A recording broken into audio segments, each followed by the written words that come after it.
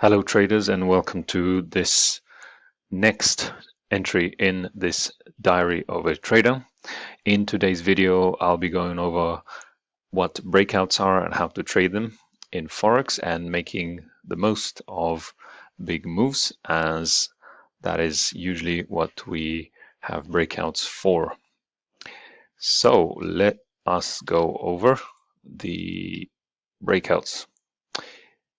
What is a breakout? So a breakout is when a market, as the name suggests, breaks out of a trading range or a consolidation period where the market has stalled, as we can see here, and we can see also a range here. Usually it occurs at a significant area of interest where a large accumulation of orders has taken place. So an area where many traders will be looking at, for example, a retracement here that has happened. We have a large accumulation. We have people trading, placing orders to go long, placing orders to go short, and the market needs to make a decision where it's going to break out to. So why trade it? Because the market makes big moves and you can continue to ride the market until the move dies down. So the reason these moves happen is because we have a collection of orders taking place. Some believe that it will break to one side, others believe it will break to the other side, and because those orders are accumulated, those orders get taken out and they get triggered when the market moves in a particular direction, and therefore that creates more transition of more money into the market, and there is a shift that happens. There are two types. One is a range breakout, which you can see here when the market ranges. And then we have a trend line breakout where the market moves in a certain trend and then breaks that trend. And we'll just go over avoiding false breakouts, which also happen. So let's just take a look at the examples. So here we have the range breakout. We have the market moving in the downward direction. Then we have the market stalling in price. And then we have right here the bottom of the range, the top of the range, and the market breaking out of that range to the downside. So this is a range breakout. And then we have the trend line breakout where we have a trend, in this case, moving in the upward direction. We have the trend line, and then we have the break of that trend line. So in this case, the market was also moving down. Now, as I mentioned just earlier, we need to avoid false breakouts. And what happens is there are times when the market seemingly breaks out, in this case of the range, and may go in the opposite direction.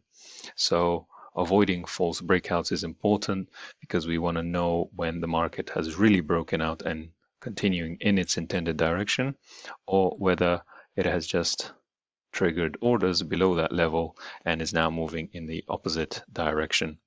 And a good way of doing that is waiting for the market to close below, for candles to close below the level with conviction, with momentum, and then we can have a higher probability of the market continuing in that direction. So at this moment in time, the candle is not closed.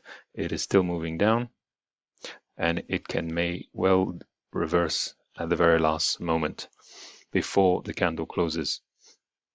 So it's a good idea to wait for that and wait for more confirmation to make sure that we don't have a false breakout, because then your stops will get taken out very quickly and the trade will be at a loss. So to avoid those losses, we want to have more confirmation. Thank you very much for watching.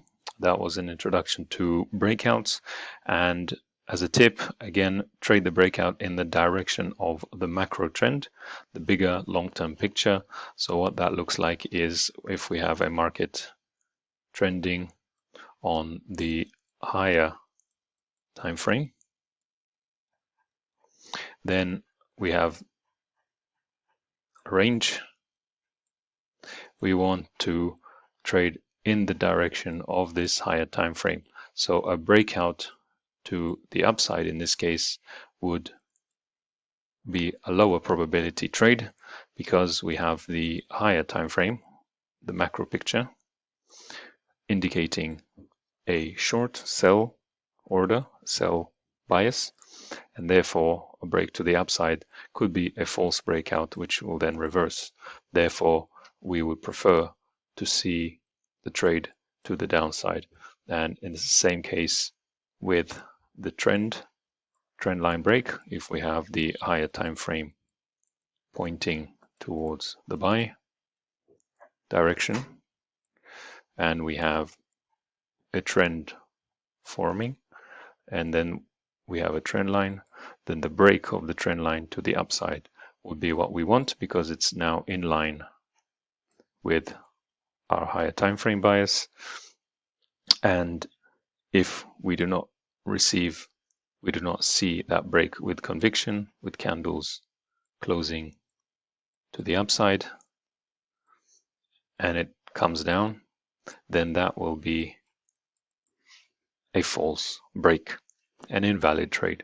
So stick to the macro picture, the macro trend, and focus on that and watch for the breakout to catch those moves.